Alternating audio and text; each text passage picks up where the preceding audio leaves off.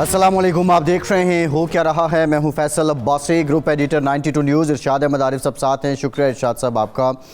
आज पाक फ़ौज के शोबा ताल्लुकात आमा की जानिब से इंतहाई अहम स्टेटमेंट सामने आई है, जिसमें यह बताया गया है कि लेफ्टिनेंट जनरल रिटायर्ड फैज़ हमीद के ख़िलाफ़ पाकिस्तान आर्मी एक्ट की दफ़ात के तहत मुनासिब इंज़बाती कार्रवाई का आगाज़ किया गया है। ISPR ने यह कहा है कि सुप्रीम कोर्ट के अहकामात की तामील करते हुए तफसीली कोर्ट ऑफ इंक्वायरी की गई है और इंक्वायरी पाक फ़ौज ने फैज़ हमीद के ख़िलाफ़ टॉप सिटी केस में शिकायत की दुरुस्तगी का पता लगाने के लिए की है। ISPR ने यह भी कहा है कि रिटायरमेंट के बाद पाकिस्तान आर्मी एक्ट की कई खिलाफ वर्जियाँ लेफ्टिनेंट जनरल रिटायर्ड फैज़ हमीद पर साबित हो चुकी हैं। ISPR ने मज़ीद ये बताया है कि जनरल रिटायर्ड फैज़ हमीद को फ़ौज की तहवील में ले लिया गया है। पाकिस्तान की तारीख़ और पाकिस्तान में जो एहतसाब की बात की जाती है, उस सिलसिले में ये कितनी बड़ी पेशरफ्त है। यकीनी तौर पे आज पाक फ़ौज ने एक बार फिर से जो कड़े एहतसाब का सिलसिला है उस पर अपनी मोहर सब की है। इससे पहले 7 मई की प्रेस कॉन्फ्रेंस में मौजूदा DG ISPR जो हैं वो भी कह चुके हैं कि पाक फ़ौज जो उनका निज़ाम है उसमें कड़े एहतसाब का सिलसिला जारी रखे हुए है। लेकिन साबिक DG ISI अब उनके ख़िलाफ़ जो कोर्ट मार्शल की कार्रवाई है वो अमल में लाई जा रही है। इरशाद साहब आपसे गुफ्तगू करेंगे, लेकिन राना सनाउल्लाह साहब ने हमें ज्वाइन किया है। राना साहब बहुत शुक्रिया आपके वक्त का। राना साहब ये पेशरफ्त है और आपकी जमात की रिजर्वेशन भी थी जब ऑन सर्विस थे जनरल साहब, लेकिन इसको आप किस तरह देखते हैं और आप क्या समझते हैं कि इसकी जो इम्प्लीकेशन है बिलखुसूस जो पाकिस्तान के हालात हैं और जो पॉलिटिकल मैटर्स हैं उन पे क्या होनी है? देखिए, ये बड़ा गैर मामूली इक़दाम है और इस लेवल के किसी भी साहिब जो इन पोजीशंस पे रहे हों जहाँ पे जनरल फैज साहब रहे हैं, तो मेरा ख्याल है कि ये अनप्रेसिडेंटेड है। और इससे दो चीज़ें जो हैं वो साबित होती हैं। एक तो ये कि फौज में एक अदारे के तौर पे जो है वो एहतसाब का और जवाबदेही का जो मामला है वो बहुत ही जो है वो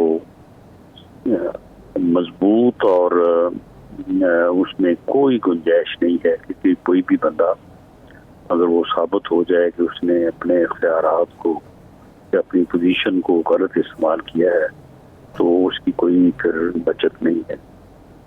एक तो ये चीज़ जो है ये एक संगे मील के तौर पे इस केस से जो है ये साबित होती है।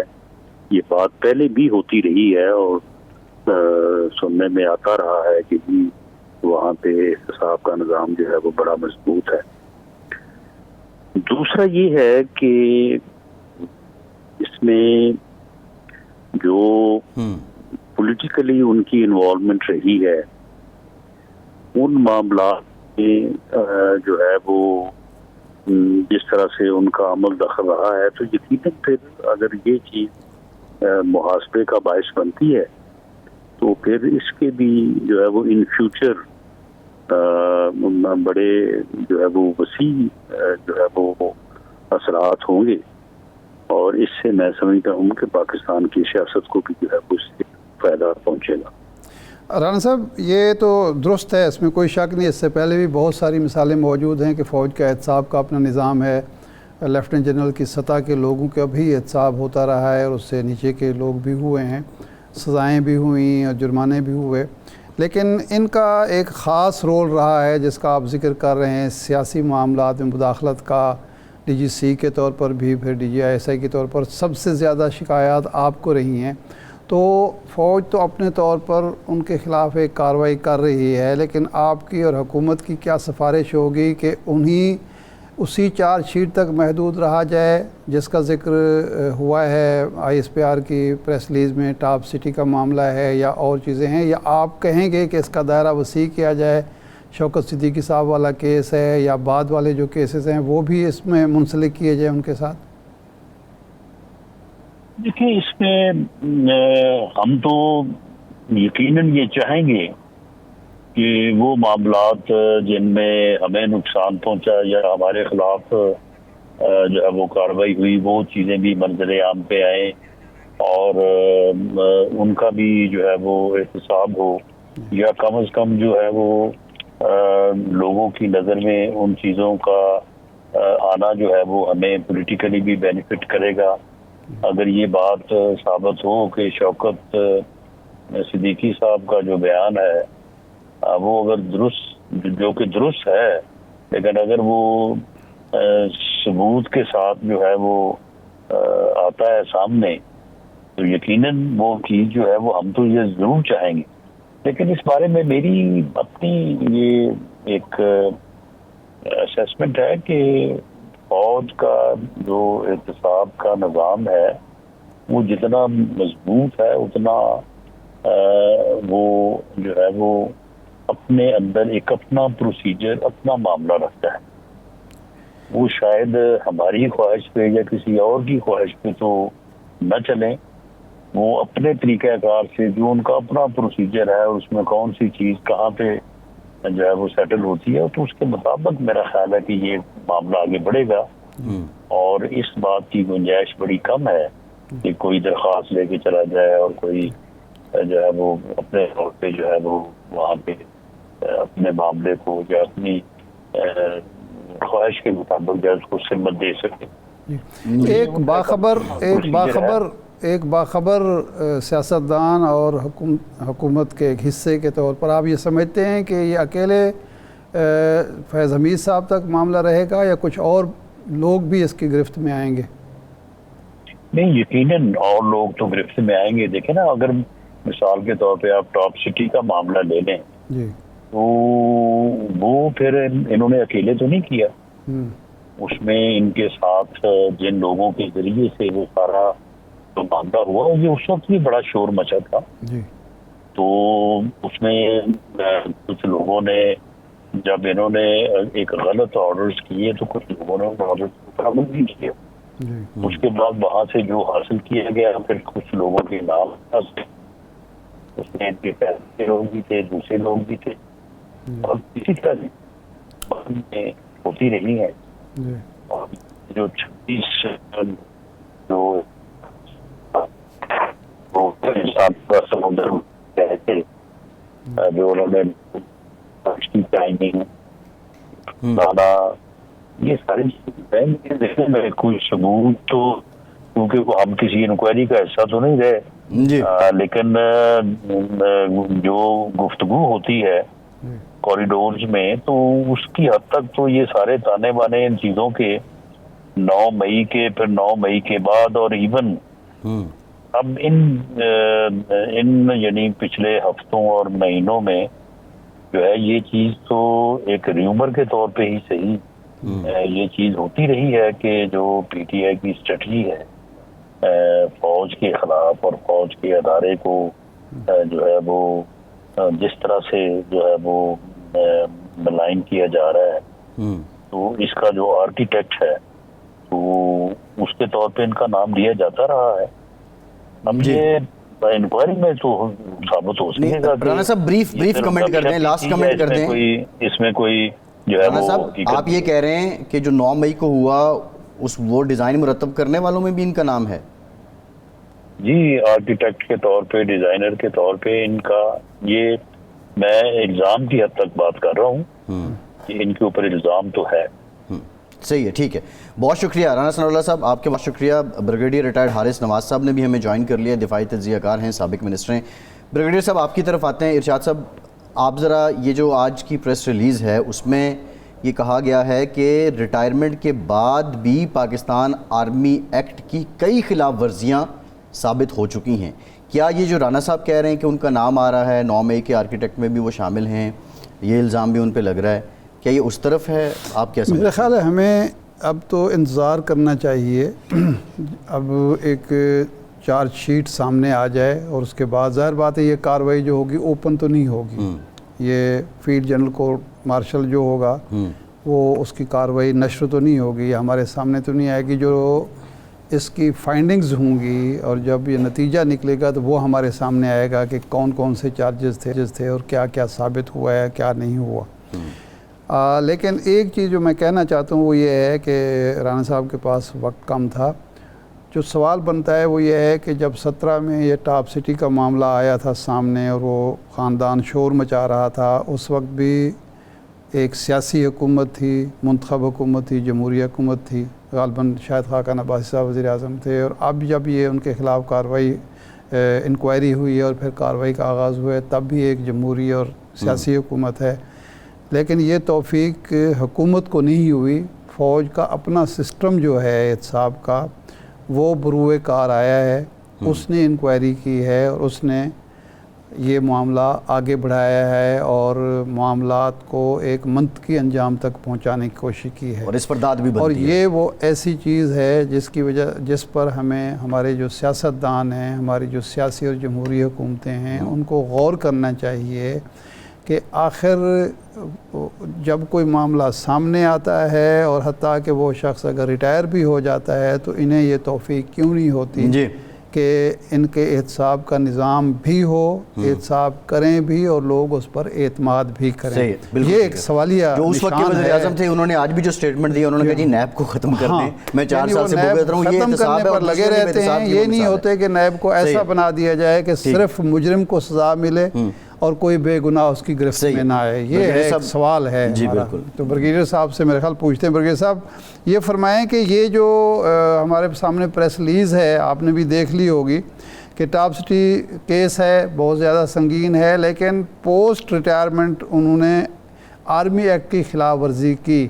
آپ کے علم میں کیا ہے کہ یہ جو انکوائری ہو رہی تھی، ظاہر بات ہے ایک باخبر انسان ہے آپ، کس قسم کی سرگرمیوں میں ملوث تھے، کہاں کہاں وہ اپنے جو ذمہ داریاں ہیں ریٹائرمنٹ کے بعد، کہاں وہ ان کی خلاف ورزی کر رہے تھے، ان پر جو قوانین لاگو ہوتے ہیں آرمی ایکٹ کے تحت، وہ کہاں خلاف ورزی کے مرتکب ہوئے کہ آج گرفت میں آ گئے؟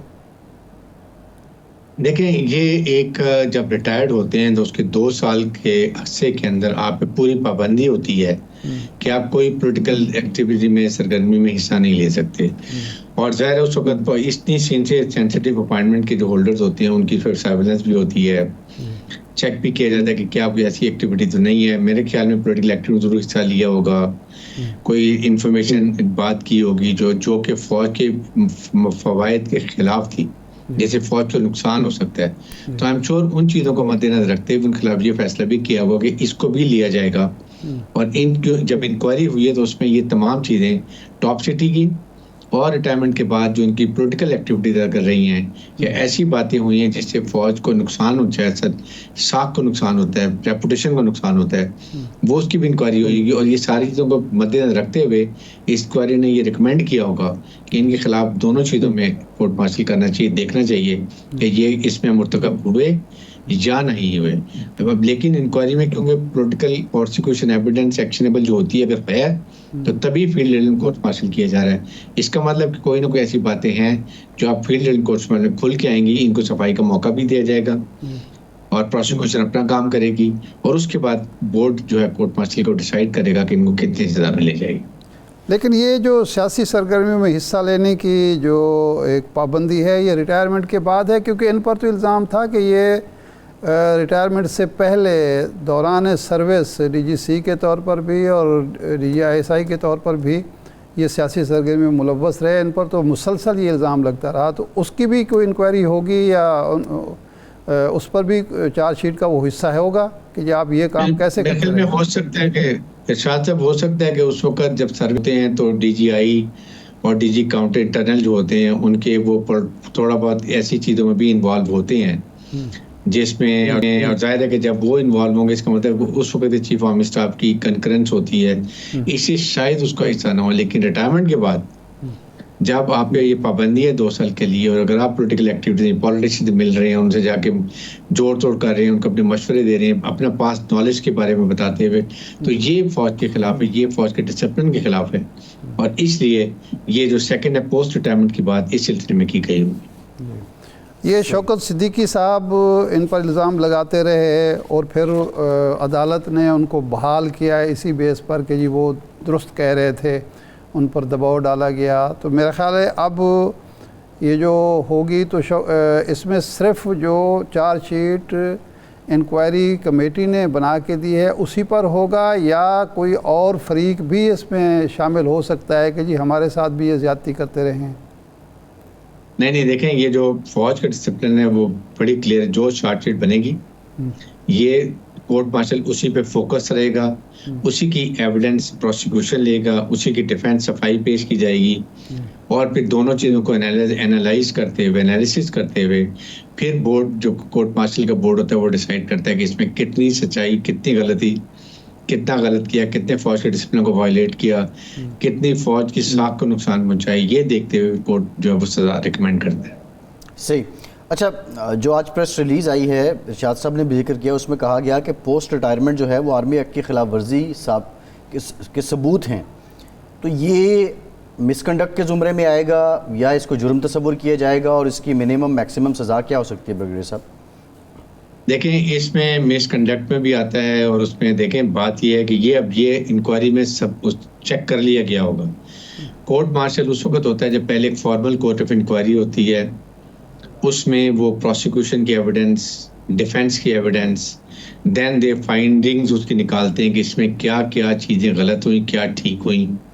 اس کے بیس کے اوپر وہ ایک اوپینین فارم کرتے ہیں, اور اوپینین کے اوپر بعد میں ریکمنڈیشن ہوتی ہیں کہ کیونکہ ان کے خلاف فائنڈنگ میں 1 2 3 4 5 6 میں یہ چیزیں ثابت ہو رہی ہیں کہ انہوں نے یہ غلط قانون کے مطابق خلاف کی ہے, آرمی ڈسپلن کے خلاف کی ہے, اس سے یہ فوج کو نقصان ہوا ہے, بیس کرتے ہوئے یہ انکوائری, یہ چارج شیٹ ہوتی ہے.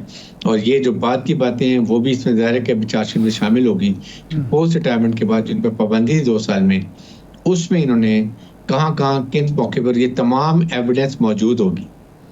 اچھا بھائی صاحب, اب یہ ہے کہ یہ اکیلے فیض صاحب ہی بھگتیں گے سارا کچھ, یا جب یہ شروع ہوگی باقاعدہ معاملہ کورٹ میں چلے گا, چارج شیٹ پر کام شروع ہوگا, تو یہ اپنے کسی باز کو یا اپنے کسی ماتحت کو بھی انوالو کر پائیں گے, یا گواہ کے طور پر یا شریک جرم کے طور پر, اور کیا اگر کوئی سیاسی معاملات میں یہ ملوث ہوئے ہیں تو ان سیاستدانوں کو بھی اسی کورٹ مارشل کی جو عدالت ہے اس میں آنا پڑے گا, لایا جائے گا؟ دیکھیں جو بھی پاکستان ملٹری ایکٹ کے اندر آتے ہیں, آرمی ایکٹ کے اندر آتے ہیں, ان کے خلاف کارروائی ہوگی. اگر ان کے سبارڈینیٹس میں کسی نے ہائی ہینڈیڈنس کی ہے, غلط آرڈرز کو استعمال کیا ہے, ان لافل آرڈرز کو ایکسیپٹ کیا ہے, تو ان کے خلاف بھی کارروائی ہوگی. اور آئی ایم شیور کہ اس انکوائری میں ان کے بارے میں بھی ریکمینڈ کیا ہوگا, اور ان آفیسرز کا پھر ایک علیحدہ کورٹ میں ہو رہا ہوگا. فوج ظاہر ہے کہ ہر ایک کا نہیں بتاتی, کیونکہ یہ سپریم کورٹ نے کہا تھا انکوائری کریں, اور پھر فوج نے یہ بتانا بھی تھا کہ ہمارا کڑا خود احتسابی کا عمل ہے, اور اس میں کوئی رعایت نہیں کی جاتی ہے. جیسے میں نے بتایا کہ پہلے بھی آفیسرز کو سزا ہو چکے, 3 اسٹار کو ہوئی ہے, 1 اسٹار کو ہوئی ہے. ابھی جب 9 مئی کے بعد بھی آفیسرز کو سزائیں ہوئی ہیں, کافی گھر بھیجا گیا, کسی کو اور سزائیں ملی ہیں. اور اس کے ساتھ یہ ہمیشہ کا ہمارا عمل ہے, اس میں کوئی سختی نہیں. لیکن ایک بات ہے کہ جو فوج کے خلاف پروپیگنڈا کرتے ہیں, باتیں کرتے ہیں, فوج کو بدنام کرنے کی کوشش کرتی ہے, اب ان کو یہ دیکھنا چاہیے کہ سول میں وہاں پر کیا ان کا خود احتسابی کا عمل ہے, کیا بیوروکریسی کو کچھ سزا ملتی ہے یا آج تک سزا ملی ہے, یا کسی پولیٹیشین کو حکومت نے, پرائم منسٹر نے ان کی انکوائری کر کے سزا دی ہے, اتنے اسکینڈل ہوئے ہیں, اتنا کچھ کرپشن ہوئی ہے, کیا کسی کو سزا ہوئی ہے. دیر از اے بگ ڈفرنس. یہ اب ان کو یہ فرق آ جانا چاہیے کہ فوج میں کا ڈسپلن اور سول میں کیا فرق ہے, یہ اب ان کو خود اس کو اسیس کر لینا چاہیے. نہیں, فیصل بابڈا صاحب تو کہہ رہے ہیں نا کہ یہ تو بس آغاز ہے, اور اس میں بڑے پیمانے پر بڑے بڑے لوگ اس کی گرفت میں آ رہے ہیں, بڑا کیس چلنے جا رہا ہے. تو آپ بھی ایسا ہی سمجھتے ہیں کہ یہ صرف آغاز ہے, اور اس میں بہت سارے اور لوگ اور سول اور فوجی ہر طرح کے لوگ اس کی گرفت میں آ رہے ہوں گے؟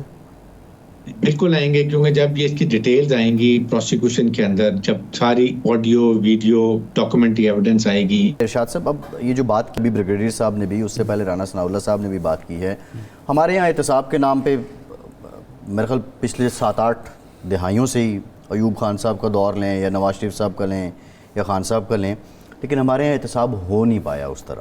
اگر ہم بات کریں جو سول ادارے ہیں, دوسری جانب ایک مثال یہ سامنے آئی ہے کڑے احتساب کی, کیا پولیٹیکل امپلیکیشنز ایسی ہوں گی کہ ہمارا جو سول سٹرکچر ہے ہم ریفارمز کی طرف جائیں, یا یہ بھی ایک سٹوری ہے جس کو آپ اور میں آج ڈسکس کر رہے ہیں، کل کوئی نیا مواد ہوگا سیاستدانوں کے پاس، کل کوئی نیا ایشو ہوگا اور سسٹم یوں ہی رستا رہے گا اور چلتا رہے گا؟ نہیں، میرا خیال ہے کہ دیکھیں یہ کوئی پہلی دفعہ تو نہیں ہو رہا فوج میں. آپ کو پتہ ہے وہ ایک فراری کیس تھا جی، اس میں بڑی سزائیں ہوئی تھیں جی، وہ بھی لیفٹیننٹ جنرل سطح کے لوگ تھے، اس کے نیچے تھے بریگیڈیئر تھے راحیل شریف صاحب کے دور میں. تو اس سے کہ ہماری حکومت نے تو کوئی سبق حاصل نہیں کیا، انہوں نے تو اپنا نظام نہیں بنایا. ان کا تو یہ ہوتا ہے کہ جی احتساب کا مطلب یہ ہوتا ہے انتقام اپنے مخالفین سے، اور رحم دلی کا مطلب ہوتا ہے کہ اپنے لوگ جو پھنس رہے ہیں ان کو بچا لینا. صحیح. یہ تو ہماری بدقسمتی ہے. اسی وجہ سے ہمارے ہاں جو احتساب کا نظام سیویلین میں ہے اس کی کریڈیبلٹی نہیں. ذرا بریگیڈیئر صاحب ہم یہ دیکھتے ہیں اکراس دی بورڈ جو ہے ایک میکینزم ہے فوج میں احتساب کا، لیکن ہم اوورال سسٹم کی بات کریں، جتنے کمپوننٹس ہیں ملک کے ان کی بات کریں، پولیٹیکل انٹیٹیز اپوزیشن میں آتی ہیں تو ان کا احتساب کا مطلب معنی بدل جاتا ہے، حکومت کی ادائیں اور ہوتی ہیں. کیا یہ جو اقدامات ہیں کوئی بوسٹ کریں گے، موٹیویٹ کریں گے کہ ایسی ریفارمز ہوں کہ پورے سسٹم کے اندر ایک منصفانہ اور احتساب کا سلسلہ آ جائے؟ This is the comparison, this is the personal example جو فوج نے سیٹ کی ہے، اور یہ ایک سبق آموز ہے کہ یہ باقیوں کو بھی، ہمارے حکومتی اداروں کو اب سمجھنا چاہیے کہ خدا کے لیے پاکستان میں جو کچھ ہو رہا ہے، جو کرپشن ہو رہی ہے، جو پاکستان کے نظام کو تباہ کیا جا رہا ہے، پاکستان کی اکانومی کو تباہ کیا جا رہا ہے، جس میں یہ contracts type IPP type contracts ہیں یا اور چیزیں ہیں، سب کو دیکھا جائے کہ ابھی وقت ہے کہ ہم اس کو اوورال کریں سسٹم کو.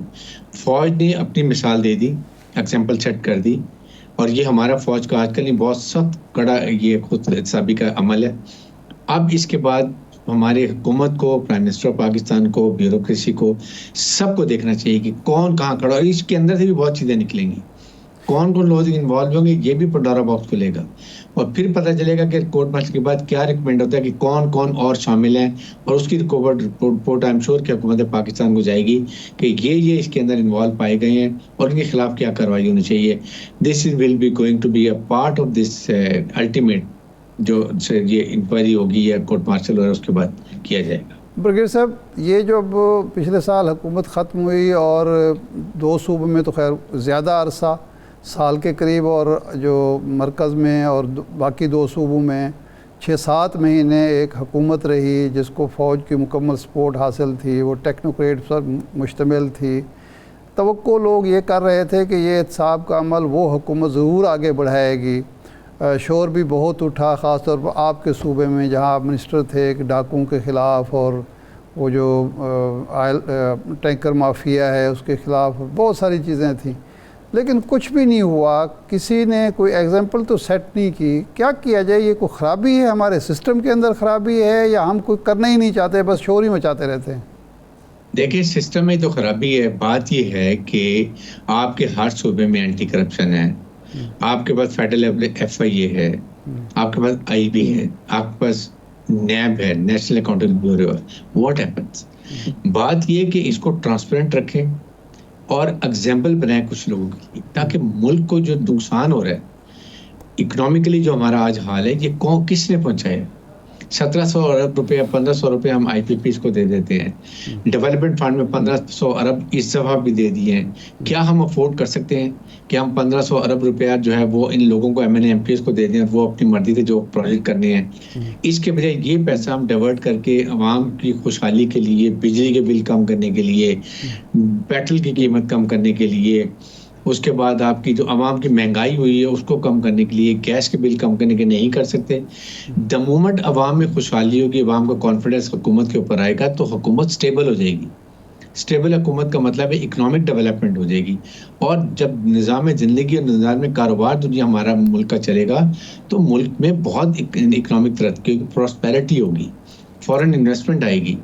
لیکن اگر ہماری حکومت میں یہ چیزیں نہیں ہیں اور ہم پولیٹیکل اپوائنٹمنٹس کرتے ہیں، آپ چیئرمین جو اینٹی کرپشن ہے اپنی مرضی کے کسی بیوروکریٹ کو لگا دیتے ہیں جو آپ کے پاس سنتا ہے پروونس کے اندر، تو اس سے کیا اکاؤنٹیبلٹی کرنی ہے؟ یہی وجہ ہے کہ ہماری سسٹم نہیں چلتا اور کوئی اکاؤنٹیبلٹی نہیں ہے. فوج نے آج مثال دے دی، ایگزامپل دے دی کہ یہ ہمارا اکاؤنٹیبلٹی کا سسٹم ہے. یہ ہمارا کڑا خود حسابی کا احتساب کا عمل ہے. ہم نے 9 مئی کے لوگوں کو اتنے لوگوں کو سزا دی, اس سے پہلے 3 اسٹار کو 1 اسٹار کو سزا دی. اب اس کے بعد ابھی ہم نے یہ آپ کے سامنے اتنی بڑی سینسٹیو پوائنٹ میں امپورٹنٹ آدمی کی اگر اس کی کوئی غلطیاں پائی گئی تو اس کے مطابق کورٹ مارشل کیا جا رہا ہے. یہ ہم ایگزامپل سیٹ کر رہے ہیں, لیکن حکومت کو اس کا کوئی اثر نہیں ہوگا. آئی ایم ویری ہوپ لیس. جب تک یہ نہیں ہوگا, آپ نے کوئی آسٹریلیٹی ڈرائیو دیکھی ہے؟ اگر آئی ایم ورلڈ میں ہمیں کہہ رہا ہے کہ اتنا پیسہ آپ کو ٹیکس لگاؤ, تو آپ اپنے ان ہاؤس ٹھیک کریں. 3,000 روپیہ فیڈرل ایف بی آر میں چوری ہوتا ہے اس کو بچائیں, یا 500 سے 1,500 روپیہ جو لے کے جا رہے ہیں ڈیولپمنٹ میں اس کو نکال لیں اور اپنے لوگوں کو دیں. آئی پی پیز کو پیسہ 2 سال کے بند کر دیں جو اپنے ملک کے ہیں, صرف چائنا کے ہیں ان کے ساتھ بات کریں, باقی سب کو بند کر دیں, وارننگ دے دیں, پھر ہو سکتا ہے. لیکن who will do it? Prime minister of Pakistan, حکومت ہے پاکستان. اس لیے میں یہ بات کر رہا ہوں, یہ بہت ضروری عمل ہے. ہم پاکستان کو خدا کے لیے ان مسائل سے نکالیں. عوام اپنی حکومت, اپنے نمائندے کیوں چنتی ہے؟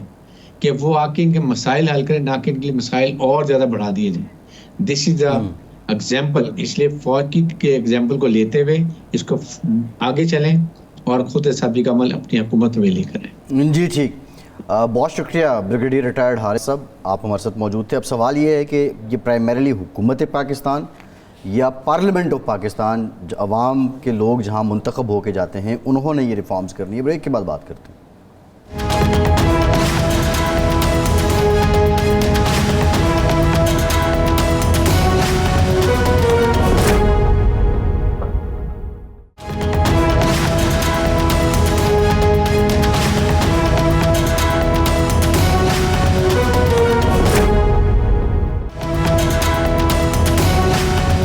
بریک کے بعد ایک بار پھر سے آپ کا خیر مقدم کرتے ہیں. شاہد صاحب, بریک سے پہلے بریگیڈیئر صاحب بات کر رہے تھے کہ یہ جو حکومت کا کام ہے انہوں نے احتساب کرنا ہے, احتساب کا نظام بنانا ہے, لیکن میرا سوال یہ ہے کہ حکومت سے زیادہ کیا یہ پارلیمنٹ کا کام نہیں ہے؟ کیونکہ ریفارمز اگر ہونی ہیں, احتساب اگر ہونا ہے, وہ ہو سکتا ہے جو حکومت بنائے اس پہ تو اپوزیشن نے کہنا ہے یہ انتقام کے لیے کر رہے ہیں, تو پارلیمان کا کردار اس پہ کب سامنے آئے گا اور کیا کوئی سنجیدہ ہے؟ کیونکہ نیب بھی آپ دیکھیں وہ بھی ایک بالکل رول ہی ہوتا رہا ہے, حکومت میں آئیں تو نیب کے فضائل, اپوزیشن میں آئیں تو نیب کے خلاف. اب ایسے پارلیمنٹ تو قانون بنا سکتی ہے نا, پاکستان میں ایشو قانون کا نہیں ہے. جتنے قوانین پاکستان میں ہیں دنیا کے کسی ملک میں نہیں ہوں گے. امریکہ کا جو آئین ہے نا, اس کی تمام شکیں اور وہ صفحات دیکھیں تو ہمارا جو پریمبل ہے وہ اس کے برابر ہے. 9 شکوں کا آئین منظور ہوا تھا, 26 یا 27 اس میں امینڈمنٹس ہوئی ہیں. یعنی آپ 36 37 38 لگا لیں, مکمل مجھے یاد نہیں ہے بہرحال. اور میرے خیال کہتے 2-3 صدیاں ہو چکی ہیں, 2 صدیاں ہو گئی, 2 صدیاں ہو گئی ہیں. اور ہمارا جو انسانی حقوق کا چیپٹر ہے نا وہ بھی تقریباً 27 کے قریب ہیں. اچھا, اتنا مفصل ہے ہمارا آئین. ہمارے آئین کے صرف جو انسانی حقوق, جہاں انسانی حقوق نام کی کوئی چیز ہے ہی نہیں, وہاں ایک شک ہے اور اپنے شہریوں کے حوالے سے اس پر عمل ہوتا ہے. ہمارے ساتھ باقیوں کے ساتھ جو سلوک کرتے ہیں وہ کوئی ایسا نہیں ہے کہ جس پر امریکی فخر کر سکیں. خاص طور پر گوانٹانامو بے میں جو ہوا ہے, جو اسرائیل میں جو کچھ ہو رہا ہے, وہ سارا امریکہ کی پشت پناہی سے ہو رہا ہے. انہوں نے تو ٹول بنایا ہوا ہے انسانی حقوق. اپنے قوانین اپنے ملک میں کم از کم وہ ان قوانین پر عمل ہوتا ہے. ہم نے 37 یا 36 شکیں رکھ لی ہیں, عمل ایک پر بھی نہیں کرنا. تو مسئلہ قوانین کا نہیں ہے, مسئلہ امپلیمنٹیشن کا ہے. مسئلہ ہماری حکمران اشرافیہ, اس میں سول ملٹری دونوں ہیں, ان کی نیت کا ہے. دیکھیں نا, یہ تو بات ہوئی نا سول حکومتوں کی. یہ آپ کو یاد ہوگا کہ یہ جو نیب ہے اس کی ابتدائی شکل جو تھی وہ جناب نواز شریف صاحب نے بنائی تھی اور خوب اپنے مخالفین کے خلاف استعمال کیا. وہ سیف الرحمان صاحب جس کو احتساب الرحمان کہا جاتا تھا, ججوں کی ٹیپیں آ گئیں, سارا کچھ ہو گیا. اب جنرل مشرف صاحب آ گئے, انہوں نے ایک انتہائی پروفیشنل ایماندار جرنیل جو تھے سید امجد, لیفٹیننٹ جنرل سید امجد, ان کو سربراہ بنا دیا. اور پھر جب 2002 کے الیکشن ہوئے تو وہ سارے جو نائب زدگان تھے جو جیلوں میں تھے ان کو پکڑ کے چونکہ ووٹ لینا تھا تو اس نے کہا کہ بھائی یہ تو مجرم ہیں ہمارے، ان پر تو کیس ثابت ہو رہے ہیں، ہو جائیں گے اور سزا ہونے والی ہے. انہوں نے کہا نہیں جی میری سیاسی ضرورتیں ہیں. اچھا، براڈ شیٹ سے معاہدہ بھی کیا، بعد میں ہم نے ان کو ملین آف پاؤنڈز بھی دیے، پھر ہم ایکسٹرنل پریشر کی وجہ سے وہی جو مجرم تھے وہ M N As M P بن گئے. چاہیے. اچھا، شاہد عزیز صاحب ایک تھے، جنرل شاہد عزیز، لاہور کے کور کمانڈر بھی رہے جی. ان کی کتاب ہے یہ خاموشی کب تک، یہ خاموشیاں کب تک، یہ خاموشی کب تک، یہ خاموشی کب تک. اس میں انہوں نے کئی واقعات لکھے ہیں اور خاص طور پر وہ بعد میں نیب کے چیئرمین بنے تھے. تو انہوں نے جو واقعات لکھے ہیں کہ کس طرح سے ایک چیز ثابت ہو گئی اور میں اس پر جانے والا تھا، گرفتاریاں کرنے والا تھا، اور جنرل صاحب نے بلایا، جناب پرویز مشرف صاحب نے، ان کا اس کو بند کر دو. اس نے کہا میں کیسے بند کر دوں، آپ نے تو حکم دیا تھا. اس نے کہا وہ اس وقت حکم دیا تھا نا، آپ چھوڑ دو.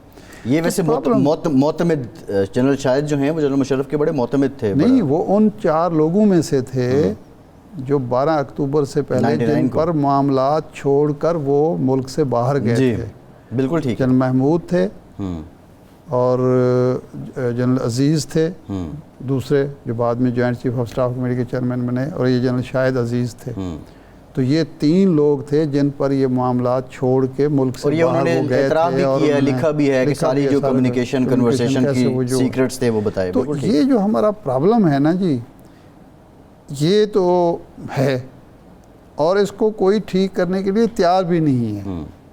اچھا، یہ تو دور عامریت ہے نا ارشاد صاحب. نہیں، میں بات کر رہا ہوں ہمارے، یہ ان کی بات کر رہا ہوں جن سے زیادہ توقعات لوگوں کی ہوتی ہیں کہ ان کے سیاسی مصلحتیں مفادات نہیں ہوتے. لیکن ان کا معاملہ جو ہے، ان کا معاملہ جو ہے ہمارے سویلین کا، یہ تو صرف اپنا سیاسی فائدہ ہی سوچ رہے ہوتے ہیں. دیکھیے وہ جو ایوب خان صاحب کا تھا ایبڈو، ہاں، وہ آج تک تانا بنا ہوا ہے، اس کو یہ سیاستدان تانے کے طور پہ استعمال کرتے ہیں. آپ اگر شہاب نامہ پڑھیں تو اس میں ایک سیاستدان پر جو الزام ہے وہ یہ ہے کہ 203 روپے 25 پیسے میں مثال دے رہا ہوں کہ انہوں نے اسٹیشنری جو لی ہے نا وہ غیر قانونی تھی. یعنی بڑے بڑے سیاستدان جو منسٹر ہیں وہ 200 روپے 300 روپے پر بھی سزا یافتہ ہو گئے، اور جو رہ گئے جنہوں نے بیعت کر لی، جو ان کے سامنے جھک گئے، باقی کہانیاں نکلیں کہ وہ کیا کرتے رہے. دیکھیں مسئلہ تو بیعت کرنے والا ہے نا، مسئلہ یہی ہے، مسئلہ تو بیعت کرنے والا ہے. لیکن سوال یہ ہے کہ وہ بھی ایک تانا، سیاستدان اس کو تانے کے طور پہ استعمال کرتے ہیں. مشرف صاحب کی آپ نے بات کی، نیب کو بھی تقریباً سبھی سیاسی جماعتیں تانا ہی کہتی ہیں. زرداری صاحب نے کہا نیب اور پاکستان نہیں چل سکتے. اس پی ڈی ایم کے دور میں، پی ڈی ایم سے پہلے والے دور میں کیا کچھ ہو رہا تھا. ابھی آج شاہد خاقان عباسی بری ہو گیا ہے نا، پورے 3-3.5 سال ان پر کیس چلتا رہا. اس حکومت کے دور میں سزا تو نہیں ہوئی. چلو ہم تو اب تو کہیں کہ جی حالات بدل گئے، اس وقت تو سارا نیب چڑھا ہوا تھا. تو اس کا مطلب ہے شاہد خاقان عباسی کہہ سکتے ہیں اور انہیں کہنا چاہیے کہ جناب یہ سیاسی کیس تھا، مجھے جھکانے کے لیے، میری بیعت لینے کے لیے تھا، آج میں بری ہو گیا ہوں. ارشاد صاحب سوال یہ ہے جو میں آپ سے گزارش کر رہا ہوں، یہاں کیا ہے، قوانین کیا ہیں کہ اینٹی کرپشن کا محکمہ بھی حاجی امتیاز جو ہیں اس کے خلاف اس وقت آتا ہے جب وہ اہم معنی بن جاتا ہے اور اس کی وفاداری. اس سے پہلے یہ کام اس نے پہلے کیا ہے جی. اس وقت کوئی کیس نہیں بنا، کوئی گرفتاری نہیں ہوئی، گرفتاری اب ہو رہی ہے.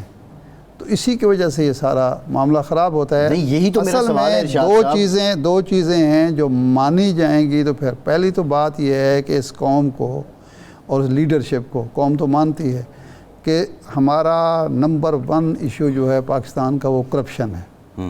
کرپشن کی وجہ سے آپ کے ہاں ناانصافی ہوتی ہے، کرپشن کی وجہ سے عدم مساوات ہے، کرپشن کی وجہ سے مہنگائی ہے، کرپشن کی وجہ سے بے روزگاری ہے، کرپشن کی وجہ سے لوگوں کے اندر ایک لالیسنس کا رویہ آتا ہے کہ ہم پیسے دے کے چھوٹ جائیں گے.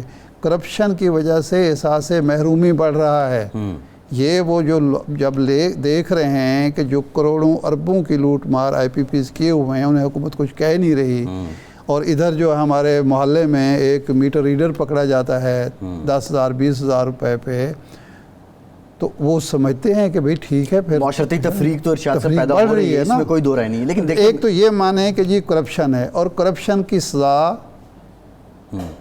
سخت سے سخت، سنگین سے سنگین، آلموسٹ غداری کے برابر آپ رکھیں گے۔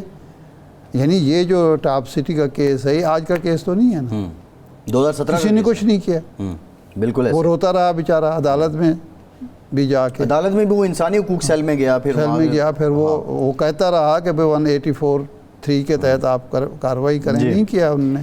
عدالتی نظام ہمارا چوپٹ ہوا ہے، اور اس کی بنیادی وجہ بھی کرپشن ہے، کرپشن سے ہی پھر یہ اقربا پروری امتیازی سلوک جنم لیتا ہے۔ شاہ صاحب دیکھیے میرا جو سوال تھا نا، میں یہ سمجھتا ہوں کہ جب فلاں آدمی نے، میرے دوست نے پیسے لے کے چھوٹ جانا ہے، دے کے چھوٹ جانا ہے، تو چلو میں اس کی فیور کر دوں، میرا دوست ہے، تعلق دار ہے۔ صحیح ہے جی ارشاد صاحب، آپ یہ کہہ رہے ہیں کہ لیڈرشپ بیٹھے، لیڈرشپ کہاں بیٹھے گی؟ پارلیمان میں ہی بیٹھے گی؟ نہیں بیٹھے نہیں جی، یہ تو بیٹھنے کا قوانین تو سارے موجود ہیں، کوئی نیا قانون بنانا ہے نہیں، یہ کیسا عمل قانون ہے کہ کرنا ہے۔ اینٹی کرپشن جو ہے جی اس کے پاس سے بندہ چھڑوا کے لے جاتے ہیں، یہ کیسا قانون ہے کہ جس کی حکومت ہوتی ہے ایف آئی اے اسی کے کہنے پہ کارروائیاں کرتی ہے؟ تو قانون کے مسئلہ نہیں ہے نا، قانون موجود ہے، یہ رویہ بدلنے کی نہیں، ضرورت اداروں ہے۔ کو آزاد کیسے کیا جائے گا؟ اداروں کا اپنا ضمیر نہیں ہے، یہ جو لوگ بیٹھے ہوئے ہیں ان کا اپنا ضمیر نہیں ہے، یہ پاکستان کے شہری نہیں ہیں، ان کا فرض نہیں بنتا کہ یہ قانون پر عمل کریں بھی اور کروائیں بھی، نہ کریں کیا ہوگا؟ اگر اس ملک کی بیوروکریسی، کتنے ہزار بیوروکریٹ ہوں گے، اگر 50 بیوروکریٹ اس ملک کے یہ طے کر لیں کہ جی ہم کسی کا غیر قانونی حکم نہیں مانیں گے، کوئی غیر قانونی کارروائی نہیں کریں گے، سب سیدھے ہو جائیں گے، کسی کو جرت نہیں ہوگی۔ یہاں ایسے ایسے بیوروکریٹ گزرے ہیں جن کو وزیر اعظم جرت نہیں کرتا تھا بات کرنے کی، سفارش کرنے کی، یہ ایک کلچر رہا ہے۔ تو اب جو کلچر ہے تو اس کی بات کروں الطاف گوہر نے لکھا ہے ایک واقعہ کہ میں ڈپٹی کمشنر کراچی تھا، میرے پاس اس وقت حکومت تھی، سہروردی صاحب وزیر اعظم تھے، مسلم لیگ اپوزیشن میں تھی، اس کی درخواست آئی کہ 14 کو ہم جلسہ کرنا چاہتے ہیں۔ اس کے بعد آ گئی حکمران پارٹی کی کہ جی ہم بھی جلسہ کرنا چاہتے ہیں۔ میں نے لکھا کہ جناب، اور وزیر اعظم خطاب کریں گے، میں نے کہا کہ وہ پہلے درخواست آ چکی ہے، 14 اگست کا جو معاملہ ہے نا، یہ قومی ایک معاملہ ہے، قومی تہوار ہے، تو جس کا حق بنتا ہے میں نے اس کی درخواست مسلم لیگ کی قبول کر لی، حکومت کی ریجیکٹ اور حکومت کی ریجیکٹ کر دی۔ صحیح ہو گیا ٹھیک۔ مجھے 13 تاریخ کو فون آیا کہ جو وزیر اعظم صاحب ڈھاکہ جا رہے ہیں، تو آپ جو ہے ایئرپورٹ پہ وہ رخصت کرنا ہے پروٹوکول کے تحت۔ کہتے میں ایئرپورٹ پہ گیا تو وزیر اعظم صاحب ملتے ملتے الوداعی اسلام کو جا رہے تھے ڈھاکہ، میرے پاس آئے اور کہنے لگے ڈپٹی کمشنر تمہاری وجہ سے میں ڈھاکہ جا رہا ہوں۔ صحیح۔ میں نے کہا سر وہ کیسے؟ کہتے تم نے مجھے جلسے کی اجازت نہیں دی۔ اب 14 اگست ہے، اب دیکھیں کیا روایات تھیں، اب تو 14 اگست کو کوئی وزیر اعظم جلسہ کرتے ہی نہیں ہے۔ اس نے کہا کہ یہ بھی مناسب نہیں ہے کہ 14 اگست کو میں کراچی میں ہوں اور کسی تقریب سے خطاب نہ کروں، صحیح، تو اس لیے میں ڈھاکہ جا رہا ہوں، میں جا کے تقریب رکھی ہے۔ بالکل ٹھیک ہے، تو یہ ہوتا ہے۔ صحیح ارشاد صاحب، اس کو کسی نے نوکری سے نہیں نکالا۔ جی بالکل ٹھیک۔ ایک بریک کے بعد واپس آتے ہیں، ہمارے ساتھ رہیے۔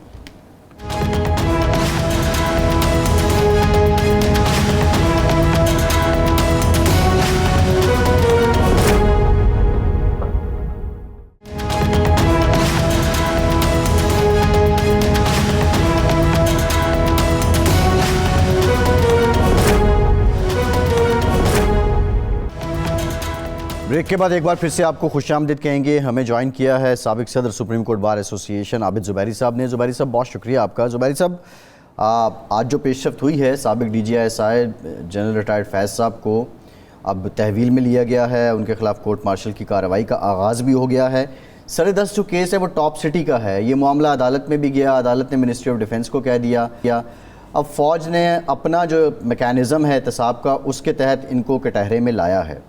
ایک تو یہ بتا دیں کہ آپ کی نظر میں جو سنگین ہے معاملہ وہ ٹاپ سٹی کا تھا، یا جو آج آئی ایس پی آر کی پریس ریلیز آئی ہے اس میں پوسٹ ریٹائرمنٹ بھی انہوں نے جو پاکستان آرمی ایکٹ ہے اس کی خلاف ورزی کی ہے، تو زیادہ سنگین نوعیت کیا لگتی ہے آپ کو کہ اب کورٹ مارشل تک بات جا پہنچی؟ بسم اللہ الرحمن الرحیم، بہت شکریہ آپ کا۔ دیکھیے یہ تو جب چارج شیٹ آئے گی اس سے ہی ہم کچھ عکس کر سکتے ہیں کہ ان پہ الزام کیا ہے، تو جب تک وہ چارج شیٹ نہیں آتی، دیکھیں ابھی تو صرف ایک آپ کہتے ہیں پریس ریلیز آئی ہے، اس میں ایک ٹاپ سٹی کا ذکر ہے اور کچھ پوسٹ ریٹائرمنٹ جو انہوں نے شاید اپنے کوڈ آف کانڈکٹ ہے اور جس میں پابندی ہے، اور میرے خیال سے اب تو وہ 5 سال تک بڑھا دی گئی ہے کہ ریٹائرمنٹ کے 5 سال تک یہ کسی پولیٹیکل ایکٹیویٹی میں ریٹائرڈ فوجی شامل نہیں ہو سکتے۔ تو یہ دیکھنا پڑے گا کہ چارج اس کو کیا جاتا ہے، نیچرلی پھر ان کو کے خلاف شہادتیں لانی پڑیں گی اس چیز پہ، اور پھر ان کو فیصلہ کرنا پڑے گا جو ان کا ٹرائبیونل ہوگا کورٹ مارشل کا۔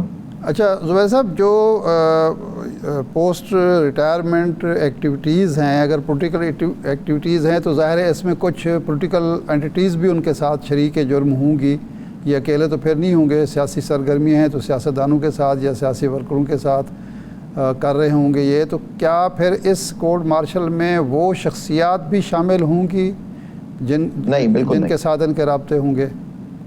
نہیں عارف بھائی، بالکل نہیں، یہ ان کے اوپر ہے۔ دیکھیں جو آرمی ایکٹ ہے ان پہ لگتا ہے، جو آپ آئی ایس پی آر کے پریس ریلیز کی بات کر رہے تھے وہ ان کی ایکٹیویٹیز کی، ان کی ممانعت تھی۔ پولیٹیکل پارٹیز تو پالیٹکس کریں گی، وہ ان پہ تو آئین و قانون کے تحت وہ اپنے پولیٹیکل ایکٹیویٹیز کریں گی، لیکن ان پہ اگر کوئی پابندی ہے وہ بھی دکھانا پڑے گا کہ کون سی پابندیاں جو یا کوڈ آف کانڈکٹ یا کون سا سیکشن یا کون سا رولز انہوں نے آرمی ایکٹ کے وائلیٹ کیے ہیں جس کے تحت ان کو چارج کیا گیا اور آپ کہہ رہے ہیں کورٹ مارشل کا آغاز بھی کر دیا گیا ہے۔ تو لیکن وہ پولیٹیکل پارٹیز پہ تو نہیں ہے۔ دوسری بات ہے اس وقت تو کورٹ کی ججمنٹ ہے جو ابھی تک ان فیلڈ ہے، subject to appeal, pending appeal میں، جس پہ کہا ہے سویلین کا تو ٹرائل ہو ہی نہیں سکتا ملٹری کورٹس میں سر۔ اچھا جی، اب اس سے آگے چلتے ہیں کیونکہ 4 ارکان اسمبلی کی جو بحالی کا کیس تھا، 3 قومی اسمبلی کے ہیں، 1 صوبائی کے پنجاب کے، وہ 3 رکنی بینچ کا فیصلہ آ گیا، 2 نے جو ہائی کورٹ کا فیصلہ ہے اس کو ریجیکٹ کر دیا ہے اور کہا ہے کہ الیکشن کمیشن کا احترام کیا جائے، الیکشن کمیشن کا جو معاملہ ہوتا ہے وہی حتمی ہوتا ہے، جبکہ آئین کی غالباً 127 ہے شک جس کے تحت الیکشن ہونے کے بعد جو سارے معاملات ہیں ٹریبونلز کے پاس چلے جاتے ہیں، لیکن اس معاملے میں دوبارہ گنتی کے معاملے میں سپریم کورٹ نے الیکشن کمیشن کے فیصلے کو اپہولڈ کیا ہے کہ جی وہ کاؤنٹنگ کر سکتے ہیں۔ آپ اس معاملے کو کس طرح دیکھتے ہیں؟ بلکہ جبکہ تیسرے ممبر نے اختلاف کیا، انہوں نے کہا جی ہمارا کوئی اختیار نہیں ہے کہ ہم ہائی کورٹ کے معاملات میں مداخلت کریں۔ دیکھیے high court, supreme court naturally high court کوئی بھی اپیل آتی ہے یا پٹیشن آتی ہے ہائی کورٹ سے تو سپریم کورٹ نیچرلی وہ دیکھ سکتا ہے، لیو ٹو پٹیشن داخل کی جاتی ہے اس پہ کر سکتے ہیں۔ لیکن دیکھیے جو ایک فیصلہ تھا جو میں سمجھتا ہوں کہ اس فیصلے میں سب سے جو ہائی کورٹ کا فیصلہ تھا وہ دیکھیے اس میں کیا ہوا ہے، انہوں نے وہ گنتی کا معاملہ تھا اور آپ دیکھیں کتنی میسو ریگنگ ہوئی ہے الیکشنز میں، اور جو سیکشن 95 کی تشریح کی ہے سپریم کورٹ نے ود اٹموسٹ ریسپیکٹ، وہ اس میں دیکھیے جو ایک سیٹلڈ لا ہے میں سمجھتا ہوں، جبکہ بہت ججمنٹس کا حوالہ دیا گیا ہے، اس میں لکھا تھا کہ ڈسکریشن نہیں ہے، سپریم کورٹ کا اپنا فیصلہ تھا، انہوں نے ہولڈ کیا ہے۔ لیکن اب ایشو یہ آ رہا ہے کہ انہوں نے ان کی گنتی جو ہوتی ہے اس کو کر کے ان کو جو مسلم لیگ نون کے لوگ تھے ان کو وہ سیٹیں دے دی گئی ہیں، اور یہی بات مائنورٹی ججمنٹ میں یہ کہا گیا ہے کہ جی آپ اس میں انٹرفیئر نہیں کر سکتے، یہ بالکل جو فنکشن تھا اس کو آپ کو کرنے دینا چاہیے تھا۔ اب یہ دیکھیں نیچرلی میجورٹی فیصلہ تو یہ آ گیا اور سیٹیں بھی ان کو مل گئی، نیچرلی اس میں ریویو داخل ہوگا اور ریویو میں پھر دیکھتے ہیں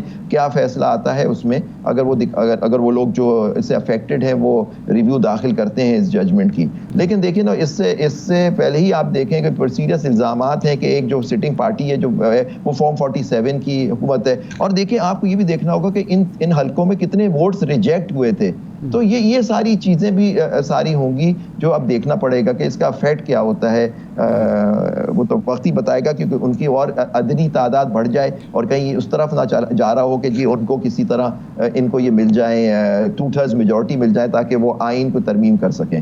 تو یہ 2/3 میجارٹی کے حوالے سے الزام لگ رہا ہے کہ جی آپ ایکسٹینشن لینے کے لیے سارا کچھ اہتمام کر رہے ہیں، تو یہ الزام آپ سمجھتے ہیں کوئی ایسی بات ہے، ایسا کوئی الزام یعنی سیریس لیا جا سکتا ہے کہ جی ایکسٹینشن کے لیے حکومت سیریس ہے اور اس کے لیے سارا تام جھام کیا جا رہا ہے؟ دیکھیں حکومت، میں تو سمجھتا ہوں کہ حکومت ہی اس پہ مورود الزام ہے، کیونکہ انہوں نے ہی یہ سوچا چھوڑا تھا، اور وہ ایک میٹنگ تھی جس کے اندر رولز بننے تھے جوڈیشل کمیشن کے، اس میں جو لا منسٹر تھے انہوں نے اس وقت کہا تھا کہ جی ابھی نہ بنائیں، ہم ایک پیکیج لا رہے ہیں، جوڈیشل پیکیج آئین کی تعلیمی ترمیم کے تحت۔ اس وقت آپ کو یاد ہے وہ ایشو تھا کہ ان کو وہ سیٹیں جو مل گئی تھیں ان کو پی ٹی آئی کی سیٹیں بھی دے دی گئی تھیں، تو نیچرلی ان کی عدلی بنا کے دے دی گئی تھی تاکہ وہ امینڈ کر سکتے ہو، تو سپریم کورٹ نے فیصلہ کر دیا۔ اب آپ دیکھیں انہوں نے اس ججمنٹ کو اوور رائڈ کر دیا ایک قانون سازی سے جو چیلنج ہوئی ہے، اور تو میرے مطلب ابھی الزام ہے، لیکن دیکھیں ہمارے یہاں الزام لگانا آسان ہوتا ہے،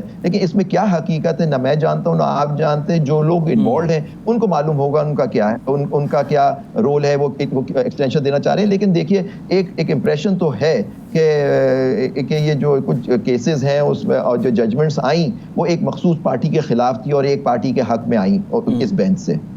ایک پروپیگنڈا یہ ہو رہا ہے کہ منصور علی شاہ صاحب نے جو مستقبل کے چیف جسٹس ہیں ایک سیمینار میں خطاب کیا، اور آلموسٹ ان کا موضوع وہ تھا کہ جو ہم نے فیصلہ دیا ہے اس کا ذکر تو نہیں ہوا، لیکن جو فیصلہ ہے اس پر عمل درآمد کرنا پڑے گا، اگر نہیں کریں گے تو جو ہمارے پاس توہین عدالت کا ہتھیار وہ موجود ہے۔ ایک اور کیس میں فیصلے میں بھی انہوں نے یہ بات لکھ دی۔